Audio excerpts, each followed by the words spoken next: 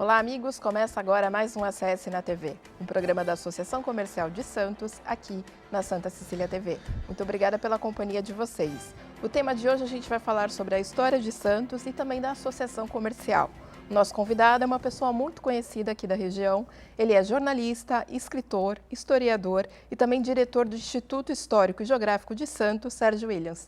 Sérgio, muito obrigada pela sua presença, pela sua participação. Eu que agradeço, é sempre um prazer falar com os amigos da Associação Comercial, essa instituição tão importante da nossa cidade. A gente que agradece a sua vinda. Sérgio, a gente sabe do seu trabalho de divulgação e pesquisa, ele é muito importante e traz coisas muito interessantes aqui para a região. Queria que você falasse agora, com a pandemia, como é que está o trabalho do Instituto Histórico e Geográfico? Olha, pode até ser um absurdo que eu ia falar, mas a pandemia, de certa forma, essa restrição de abertura dos espaços, ela acabou contribuindo porque nós estamos numa toada diferente. O Instituto agora está se adaptando para se transformar no museu da cidade. Isso não é uma ideia nova, já é uma ideia que vem desde os anos 50. Em 1956, a então municipalidade, o prefeito da época, já havia assinado um termo de cooperação, de intenções com o Instituto Histórico para a criação do Museu da Cidade. Então nós estamos fazendo só algo que já está pensado desde muito tempo. Então, desde que eu assumi, em janeiro de 2020, e a pandemia começou ali já em março, né? A gente já estava realmente num trabalho de recuperação do nosso casarão, que é uma edificação de 1886, e começamos um processo lento, até por conta dos recursos, né, de transformação desse espaço, né, com troca de piso, na verdade, recuperação de piso, recuperação de luminárias, do telhado, parte do telhado, banheiro. E estamos também, desde lá, trabalhando na captação de recursos para fazer a grande obra, que é o restauro completo do imóvel e a compra dos equipamentos para a instalação do museu. Já contratamos equipe de tipográfico, arquitetos, enfim. Não paramos um minuto, né? Desde esse ano passado, a gente tem avançado bastante, conseguimos aí muitos recursos de emendas parlamentares, participamos de editais do governo do estado e também ganhamos, ou seja, o trabalho lá está forte, firme e com foco em 2022, né? Até porque o nosso desejo e sonho é inaugurar o museu no dia 7 de setembro de 2022, quando comemoraremos o bicentenário da independência do Brasil. Está difícil, por conta das dificuldades da pandemia e tal, mas a gente ainda acredita que possamos fazer algo bastante bacana no sentido de abrir o museu para a sociedade. Exatamente isso que eu ia te perguntar. Essa data de 7 de dezembro de 2020, 7 de setembro, perdão, de 2022, é em razão do bicentenário, então, da independência? Sim. E tem outra programação? Vocês já estão vendo outras coisas? Não, na verdade, nosso foco hoje realmente é estruturar a edificação. Inclusive, nós estamos dotando a edificação de acessibilidade, ou seja, construindo o elevador, inclusive com emenda parlamentar da deputada Rosana Vale. Como outros deputados nos ajudaram, para não falar só o nome dela, claro. O Douglas Garcia, de São Paulo, o Kenny Mendes também nos remeteu recursos para compra de equipamentos, monitores, tablets, enfim. Porque a ideia é que seja um museu tecnológico, né? Com uma expografia interativa, porque é o que nós estamos vivendo hoje em dia. Hoje as pessoas não querem só ver uma xícara, elas querem conversar com a xícara, elas querem interagir. Então, assim, xícara como exemplo, né? É muito importante que a gente tenha esse caminho, porque nós temos muitas histórias, né? Santos é uma região, é o núcleo da colonização, capitania de São Vicente, ou seja, desde 1532 para cá, o que nós mais temos são pioneirismos, vanguardismos, ou seja, muita história para contar, e a própria associação comercial faz parte também dessa história, porque ela é bastante presente nessa linha do tempo. Você falou até que o museu vai ser interativo. Você pode contar uma palhinha, o que vocês estão pretendendo para atrair visitantes? O que vai ser diferencial? O que vai ser atrativo? Nós temos duas grandes estrelas, né? Primeiro, nós temos uma sala dedicada à realidade virtual, né? Então, você vai entrar nessa sala e você vai ter experiências de realidade virtual. Por exemplo, nós já encomendamos duas, já tem uma terceira a caminho. Essas duas são, uma é uma imersão onde você vai colocar o óculos e você vai ser levado até o dia 22 de janeiro de 1532, você vai estar na Praia do Gonzaga. Interessante, olha. Você vai olhar no entorno, não vai ter nada, você vai ter mato, e você vai testemunhar as caravelas da frota do Pero Lopes de Souza, né, que trouxe o Martim Afonso de Souza para a Fundação de São Vicente. Então, você vai testemunhar visualmente a chegada das caravelas, vai ouvir o som das gaivotas, do mar, você vai sentir até o vento nos cabelos, porque vai ter sensores de ventiladores, ou seja, é uma experiência realmente sensorial e completa. Uma outra experiência é você estar no dia 6 de setembro de 1822, véspera da independência do Brasil, porque quem estava aqui em Santos na véspera da independência? O príncipe regente Dom Pedro. Ele, quando proclamou a independência ali nas margens do Rio Ipiranga, ele estava voltando de Santos, né? Então, ele estava em Santos. Então, essa experiência, na realidade virtual, o visitante vai estar olhando o centro histórico da cidade, né, com seus casarões antigos, suas igrejas, e a determinado momento ele vai cruzar com a comitiva do Dom Pedro, ali presencial, claro que é em computação gráfica. Então são experiências bacanas que remetem um ensinamento da história, onde o visitante ele vai meio que fazer parte disso aí, né? Tem uma terceira que já está pronta, é só colocar no óculos, que é um mergulho virtual na Laje de Santos. Nossa, então você vai colocar o óculos, você vai estar dentro da água, né? E você vai poder ver toda a topografia debaixo d'água, da laje, ver as arraias jamantas, enfim, é toda aquela fauna marinha. Então é uma coisa interessante, porque quantas pessoas têm a oportunidade de mergulhar na laje? Muito poucas, né? De repente o mergulho virtual vai ser democrático, vai ser para todos. Então essa é a primeira sala. Nós temos uma outra sala que é de projeção mapeada, né? Eu falo muito que vai ser o nosso planetário, né? Embora ele não tenha a forma de planetário, mas é uma sala enorme, onde você vai ter filme em 360 graus. Ou seja, você vai estar no meio de uma cena, de um filme. E aí não é só história, porque o Instituto não é só histórico, ele é geográfico também. Então nós vamos trabalhar, por exemplo, a questão da formação dos planetas, né? Então vai ser uma experiência muito bacana para as pessoas, mas muita tecnologia, muita interação. A gente quer que o visitante entre no Instituto e saia de lá com uma gama de conhecimentos e muito divertimento, né? Porque hoje tem que ser prazeroso o ensino, não só da história, da geografia, mas de tudo, né? De todas as ciências. E com relação às exposições sazonais, eu digo isso porque uma pessoa foi conhecer o museu, já vi isso, já não tem nada de diferente. Vocês pensam em sempre atrair a pessoa? Muito isso, muito isso. Eu falo assim que a gente não quer, não desmerecendo o aquário, mas a gente não quer o efeito aquário, porque eu brinco muito, né? Você vai no aquário, você vê o peixinho 1, 2, o camarão, a tartaruga, o pinguim e o leão marinho. Daqui a um mês, mesma coisa. Daqui a um ano, a mesma coisa. Ou seja, chega um ponto que você não tem mais novidade.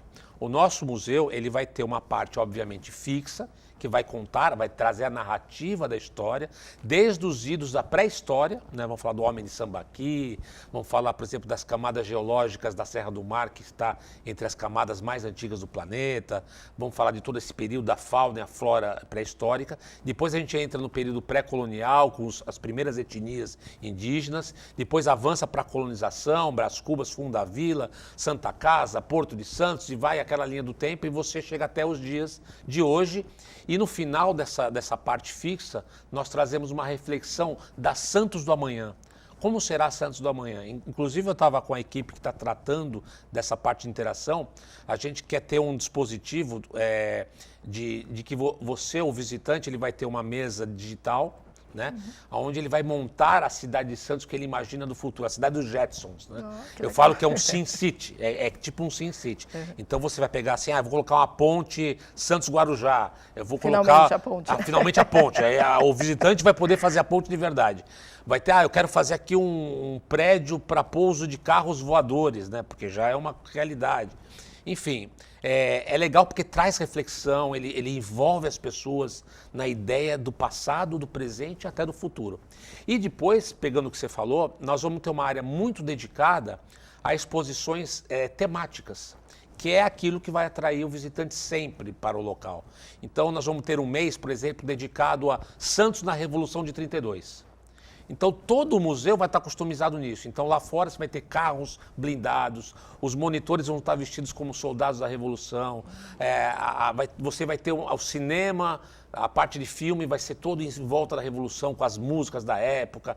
Ou seja, você vai imergir num período. Até o bistrô que nós vamos construir também junto ao museu, ele vai ter customizado a bebida, você vai beber num cantil do Revolucionário, você vai comer um feijão tropeiro, ou seja, tematizado. Daqui a um mês a gente faz Santos nos anos 70. Então o monitor vestido dos anos 70, lá fora carro dos anos 70, lá dentro música dos anos 70. Ou seja, a gente quer tornar não só o espaço dedicado à história, mas um espaço que traga entretenimento mesclado com cultura. É essa a ideia do museu. É que a gente fala a palavra museu, as pessoas têm aquela ideia coisa antiga, velha, né? cheirando a mofo. Não. O museu ele é um lugar vivo, pujante, pulsante. E é isso que a gente quer, que os santistas se apropriem desse espaço, que aprendam com esse espaço, né? Que é de todos nós. E a nossa história é nossa, né? Todos nós temos uma história para contar, dos nossos pais, nossos avós, bisavós, dos nossos antepassados, enfim. E tudo isso nós vamos compartilhar naquele espaço que vai ser um espaço único na cidade e que espero que seja um exemplo para o Brasil. Sérgio, a gente estourou já o nosso primeiro tempo. Eu vou pedir para você responder no próximo bloco. Quem quiser colaborar, que eu sei que você está captando recursos, né? Então, no próximo bloco a gente volta. Até já.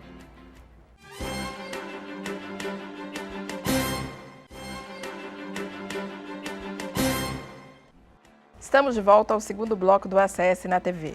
Nosso convidado de hoje é o Sérgio Williams. Ele é escritor, historiador, jornalista e também diretor do Instituto Histórico e Geográfico de Santos. A gente estava falando da questão do museu, né, que vocês estão querendo inaugurar dia 7 de setembro de 2022. E você, antes da gente começar o programa, você estava falando da captação de recursos, que está difícil, né? Como pessoas jurídicas e físicas podem colaborar com o museu?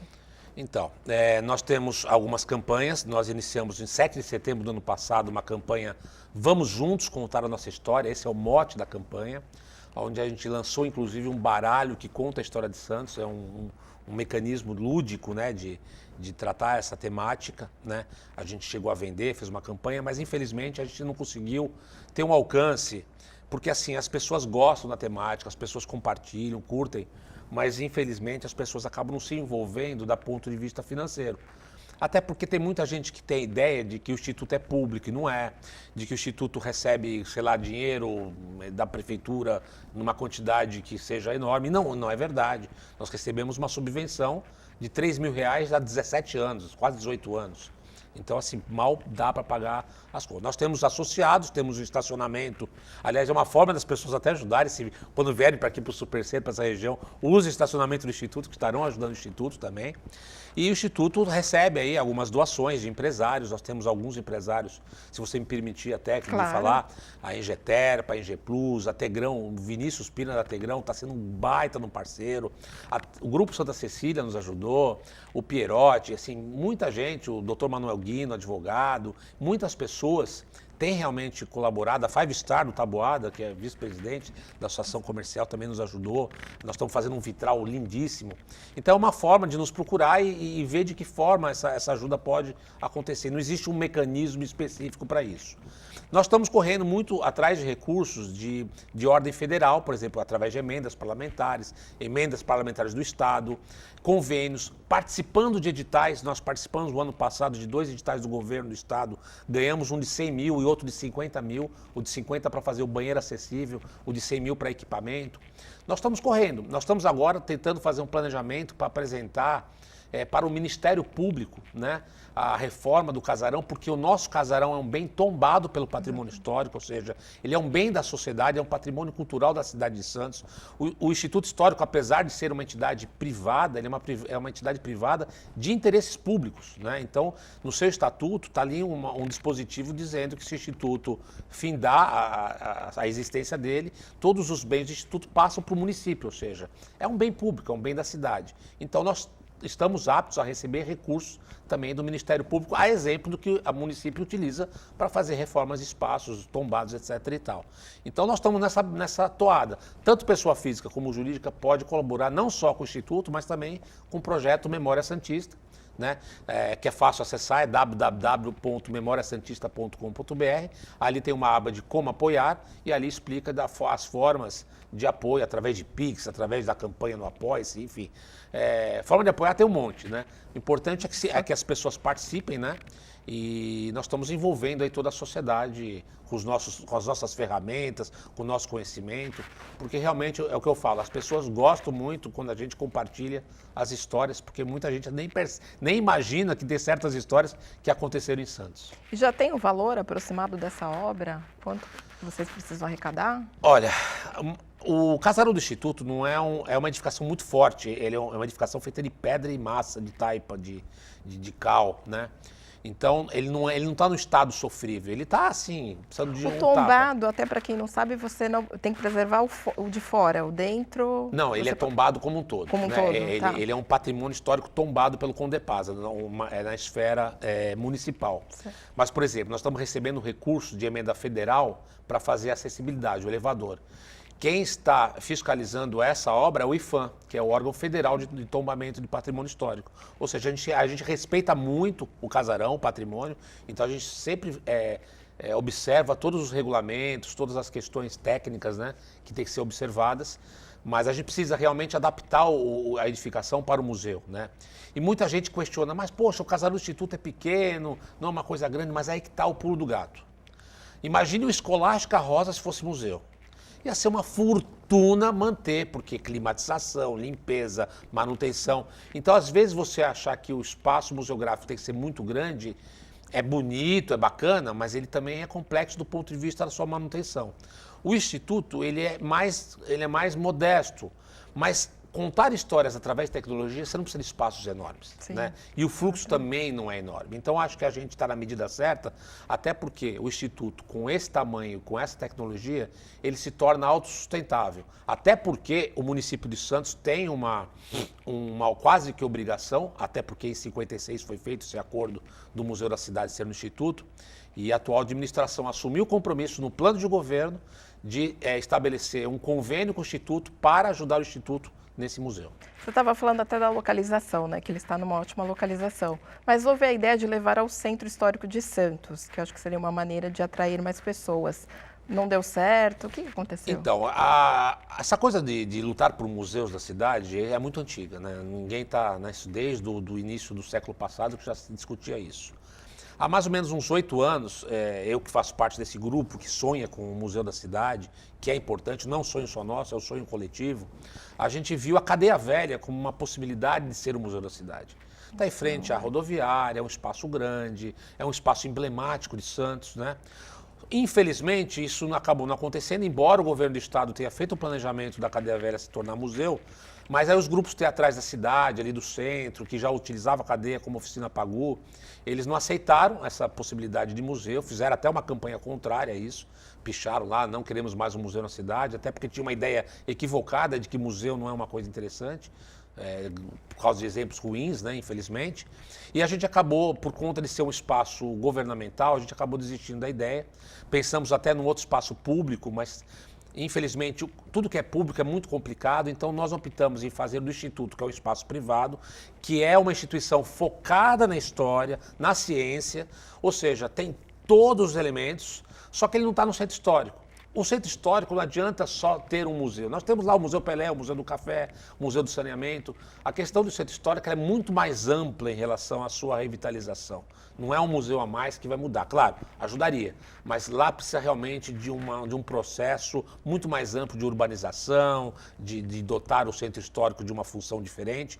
E eu acho que o nosso museu aqui na região aqui do Boqueirão, eu acho que ele é muito salutar, porque é uma região muito adensada, tem universidades perto, na Conselheiro Neves, que é um eixo viário importantíssimo, onde passa muitas linhas de ônibus, enfim. E nós queremos trazer as pessoas, né? De repente até criando linhas específicas para o museu, ou ter um serviço de buscar as pessoas, enfim, são ideias do futuro, né? Mas eu acho que tá num bom caminho, que o Museu da Cidade seja aqui no Boqueirão, no Instituto Histórico Geográfico. Não, a localização é ótima. E até vou te perguntar, mas você vai me responder no próximo bloco, porque eu já vi que estouramos o segundo bloco também. Vai ser cobrado ingresso? Mas você me responde já. Tá bom. Voltamos daqui a pouco.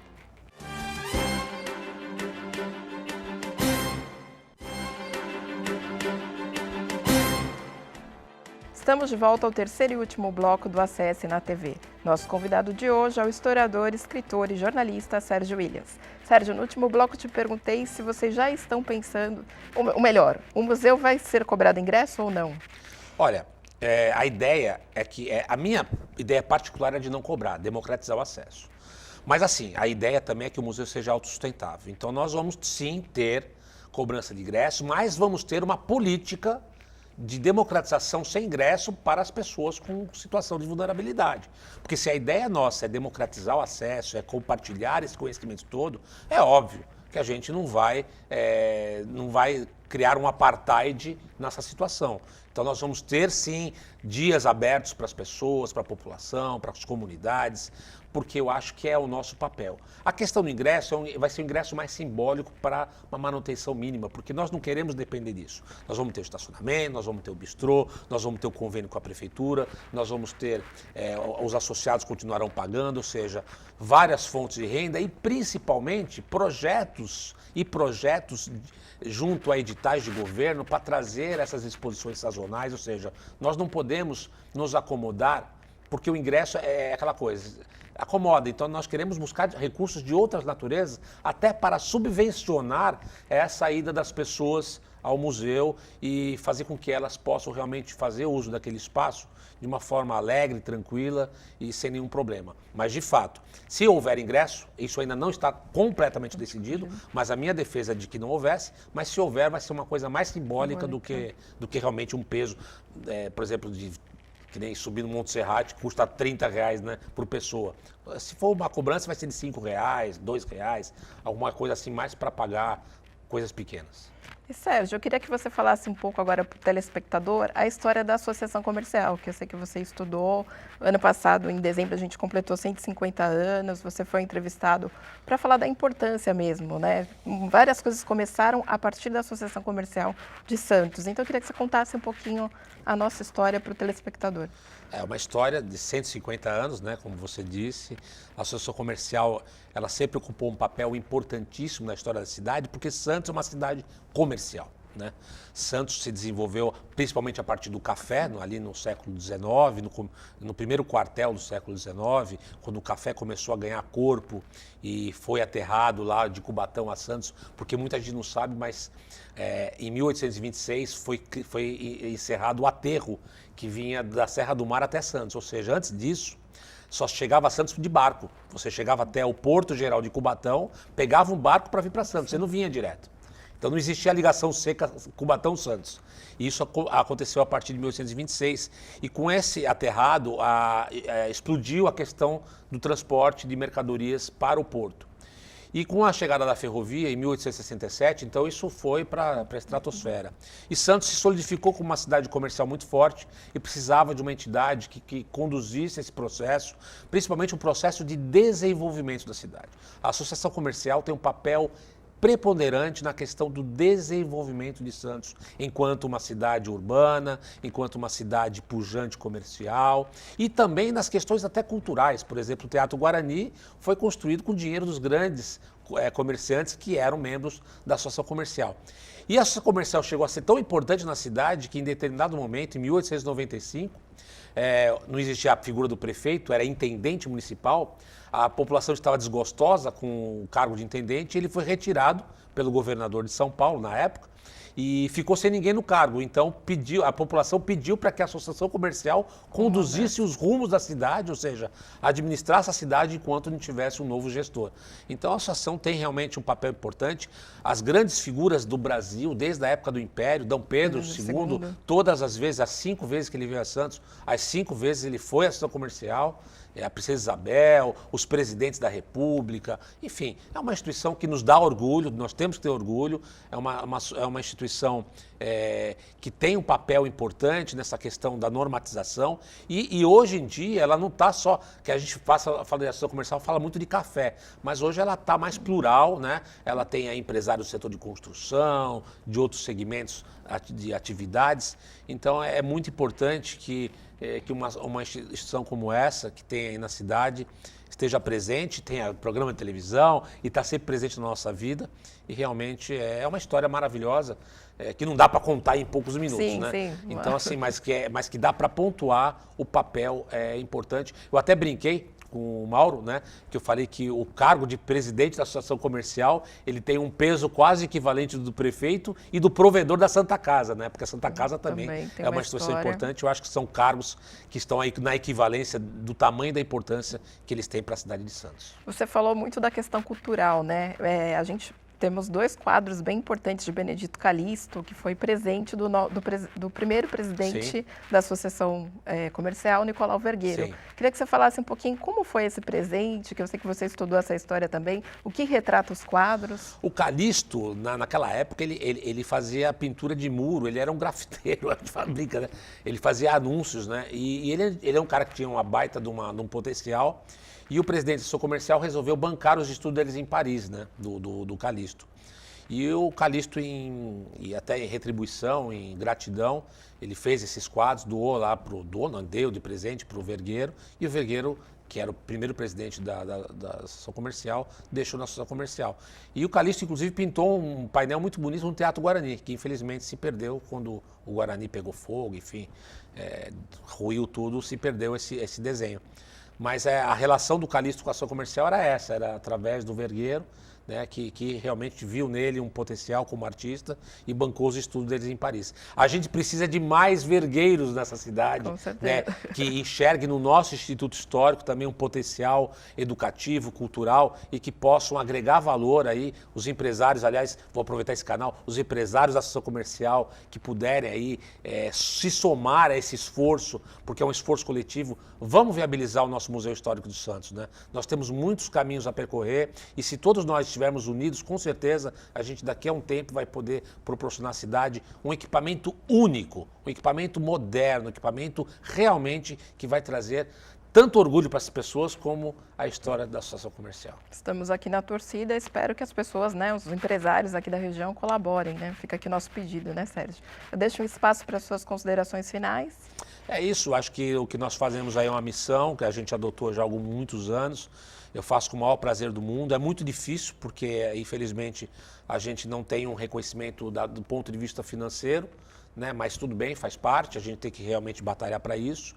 E agradecer o espaço para poder falar sobre o museu, sobre o Instituto Histórico, uma instituição que nasceu em 1938, né? Ou seja, tem mais de 80 anos de existência nessa batalha para a preservação e a difusão das nossas memórias. Porque o que nós somos sem as nossas memórias? Nada, né? Nós não somos nada sem as nossas memórias. Então, uma sociedade sem a sua memória é uma sociedade vazia. Então, vamos batalhar, vamos trabalhar por isso e todo mundo, independente de ser empresário, profissional liberal, o cidadão comum, o funcionário público, todo mundo, acho que quando eu falo vamos juntos contar a nossa história, que é o nosso lema, é uma coisa séria. Vamos todos nós contarmos as nossas histórias através desse museu tecnológico e maravilhoso.